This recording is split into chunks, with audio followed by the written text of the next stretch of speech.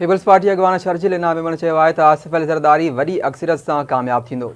आसिफ ज़रदारी पहिरियों भेरो पंहिंजा अख़्तियार हेठी सतह ते मुंतक़िल कया। पीपी अगवान जो चवणु आहे आसिफ अली ज़रदारी NFC ऐं CPEC जा तारीख़ी कम कया। शर्जील इनाम मेमण जो चवणु आहे त सदर आसिफ अली ज़रदारी चइनी सूबनि खे ॻंढींदो।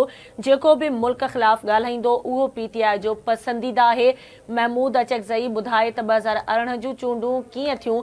शर्जील इनाम मेमण जो चवणु आहे महमूद अचकज़ई खे उन्हनि पार्टियुनि नामज़द कयो जेके धांधलीअ जी पैदावार आहिनि। सदारती चूंडुनि खां पोइ पाकिस्तान में तरक्की इतिहाद जो सफ़र शुरू थींदो। अहम ख़बर आहे अवां सां शेयर कई पिया।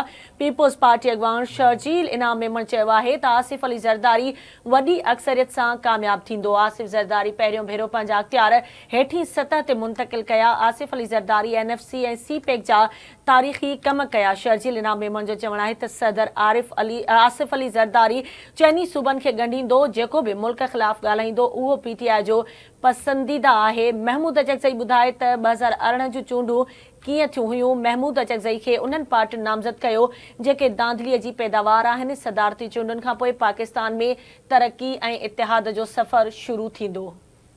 बिल्कुल नाज़रीन, पीपल्स पार्टी अगवान शर्जील इनाम मेमण जो चयो आहे त आसिफ अली ज़रदारी वॾी अक्सरियत सां कामयाब थींदो। आसिफ ज़रदारी पहिरियों भेरो पंहिंजा अख़्तियार हेठी सतह ते मुंतक़िल कया। आसिफ अली ज़रदारी NFC ऐं CPEC जा तारीख़ी कम कया।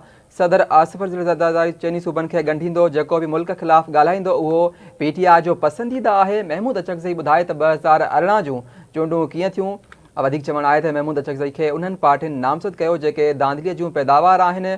सदारती चूंडुनि खां पोइ पाकिस्तान में तरक्की ऐं इतिहाद जो सफ़र शुरू थींदो।